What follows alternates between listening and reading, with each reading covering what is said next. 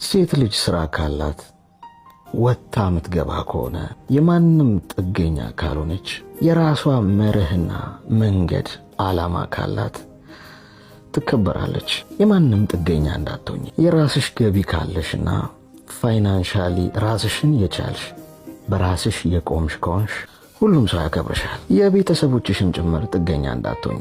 ሰዎች በቀላሉ ሊቆጣጠሩሽ የሚፈልጉት በእነሱ እጅ የገባሽ እንደሆነና ዓላማሽ፣ ህልምሽ፣ ግብሽ እነሱን የተመረኮዘ ከሆነ ምንጊዜም ቢሆን በቁጥጥራቸው ውስጥ አድርገው ሊጫወቱብሽ፣ ሊረማመዱብሽና ሊጠቀሙብሽ ባስፈልጋቸው ጊዜ ሁሉ ያደርጉታል። የራስሽ ስራ፣ የራስሽ ገቢ፣ የራስሽ ዓላማ ሲኖርሽ በሁሉም ሰዎች ልብ ውስጥ የሚኖርሽ ቦታ የተለየ ነው።